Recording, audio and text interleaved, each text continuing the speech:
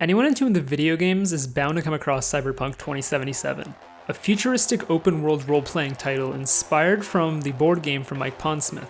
It is one of the most anticipated titles of the year and essentially the final major release before the PlayStation 5 and Xbox Series X and S hit the shelves for the holiday season. There are numerous reasons to be hyped. The game features a complex utopia to explore, groundbreaking character customization to create the individual that you desire, and the breathtaking Keanu Reeves starring as the main character to act alongside your own.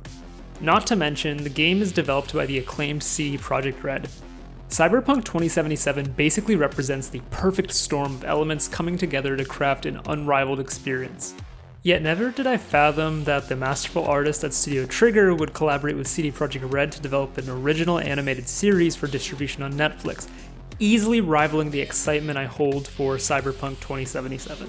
Bound for release in 2022, Cyberpunk Edgerunners will tell a standalone story of a teenager doing whatever it takes to survive in a dystopian future defined by rampant body modification and technological advances across 10 episodes. The mere fact that Cyberpunk 2077 is receiving an anime adaptation of an original story is exciting within itself, but it is truly the talent backing this project that makes its prospects for success all the more alluring. Take the brainchild of Cyberpunk 2077, for example. CD Projekt Red has proven themselves to be wholly dedicated to crafting the most intricate, content-rich games for the better part of the last decade. The release of The Witcher 3 Wild Hunt in 2015 officially put them on the map as a premier game developer amongst the all-time greats. Not to mention, the Polish-based studio maintains a clean track record of consumer friendliness and accountability, garnering the respect of the general gaming community. A drive for excellence ensures that each of their projects are released at a quality deemed acceptable for their rigorous expectations. Cyberpunk 2077 was originally slated to be released on April 16th of this year, but it has experienced two delays that pushed it first to September 17th, then to the current date of November 19th. The candor of their responses to both delays cements the sincerity that the final product of Cyberpunk 2077 will be worth the wait. And it looks like it will live up to immense expectations. The game has been showcased in its Night City Wire broadcast, much to the delight of fans across the world. Heck, I'm actively avoiding Night City Wire news coverage in fear that I'll become even more hyped for this game than I already am. Keeping this all in mind, knowing that CD Projekt Red remains involved in the creation of Cyberpunk Edgerunners, no matter the extent of its role, is reassuring enough to trigger genuine excitement for the project. Speaking of which, Studio Trigger is one of the most unique Japanese animation companies out there, as well as a personal favorite of mine. The studio is best known for the animated series Kill la Kill and Little Witch Academia, as well as their debut feature film Promare.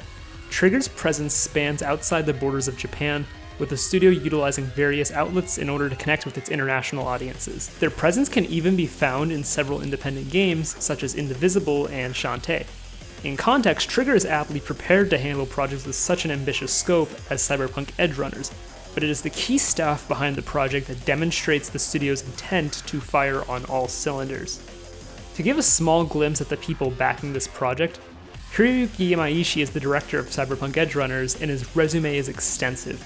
He did key animation on animated classic Neon Genesis Evangelion before making his directorial debut at Gainax with Tengen Toppa Gurren Lagann.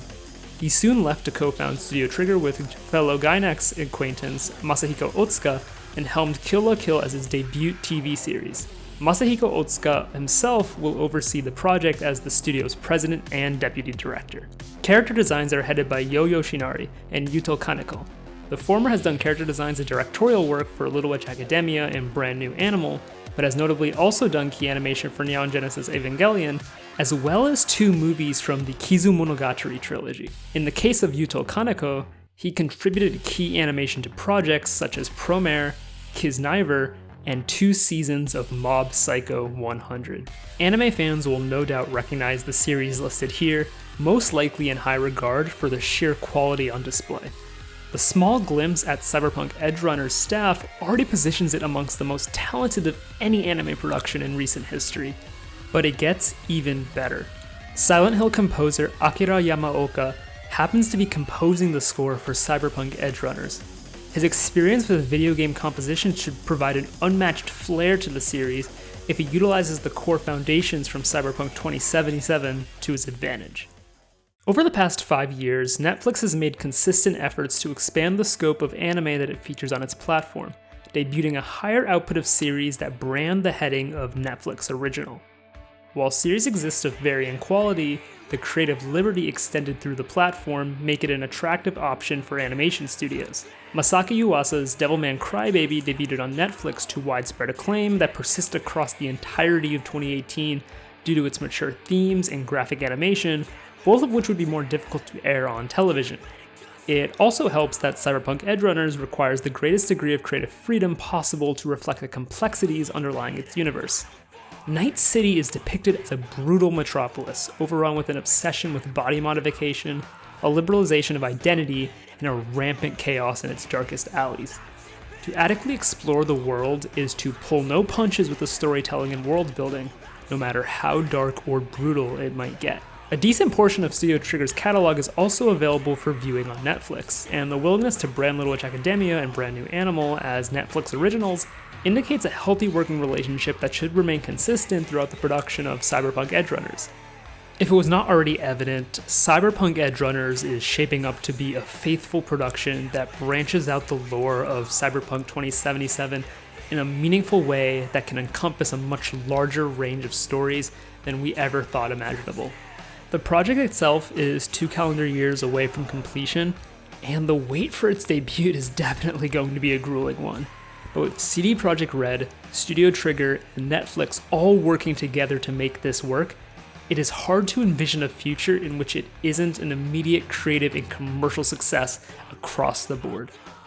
Thank you all so much for checking out this video to the very end. I had a lot of fun making this one as I'm a huge fan of Studio Trigger and CD Projekt Red, and I would love to make more content like this in the future, so if you could, please like this video and subscribe if you like what you saw, and I'm aiming to have videos released every Friday, weekly from now on, so please look forward to that.